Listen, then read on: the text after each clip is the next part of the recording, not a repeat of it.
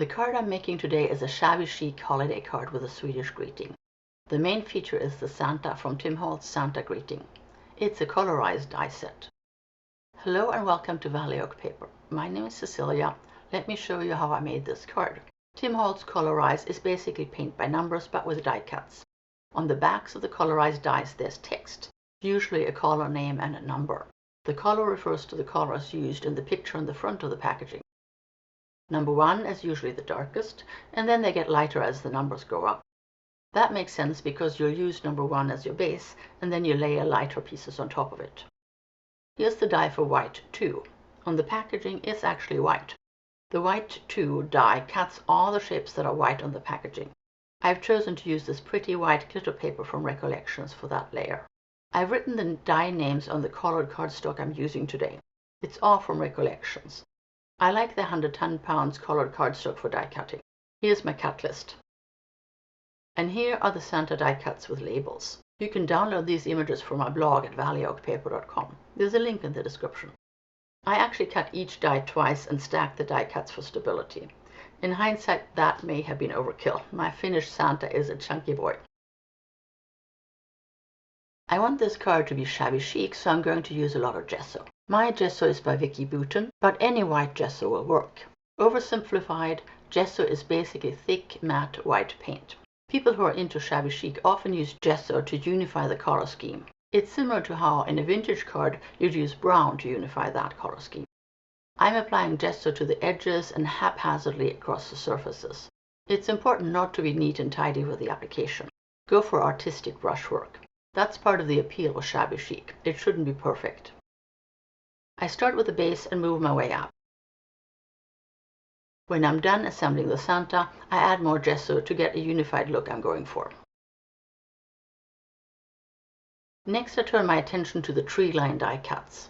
I cut them from turquoise and teal cardstock. I apply 2 sloppy coats of gesso, aiming mostly for the tops of trees and branches to give the impression of snow. While that's drying, I dry emboss the background. I'm using a lighter shade of blue for it. That's something I really like about the Recollection cardstock packs. I get 4 shades that look good together. I'm misting the back of the cardstock before I emboss it. This is a Tim Holtz 3D embossing folder called Engraved. Isn't it stunning? First I glue down the blue tree line high up on the background and with the left edge showing. I'm cutting 2 pieces of accent opaque to go behind the green tree line. I glue one to the back the way it came out of the die. The other one I cut off the top and use it to keep the green tree line level once it's glued down. Then I glue the green tree line on top with the right edge showing. Staggering them fools the eye, so you can't tell that it's one die cut that's repeated twice. Then I cut off the excess from the back. With the forest in place, I don't like the bottom edge, so I apply more gesso to it. I also cut a thin strip of white glitter paper and apply it to the bottom of the edge. Now it looks more finished. I get out a card base and glue down my background. While the background glue is drying, I glue the string to the Santa.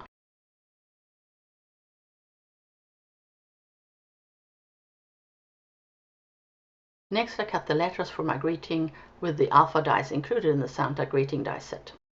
I cut them once from accent opaque and once from white glitter paper and stack them. The letters spell God Jul in Swedish. I'm Swedish and I'm planning on sending this card to one of my Swedish friends for the holidays. That's the beauty of having an alphabet die included. I can spell out the greeting in any language that uses the Latin alphabet. I place the Santa on the background and realize that it won't be level. So I die cut 2 of the Santa base from accent opaque and stack the bottoms behind the Santa. Now it sits level so I can glue it down. Once the Santa is in place, I can add the greeting. I glue the letters to the belt. And that finishes our shabby chic Swedish Santa card. I'm really happy with how it turned out. I think he's adorable and I love all the texture. What do you think? Let me know in the comments.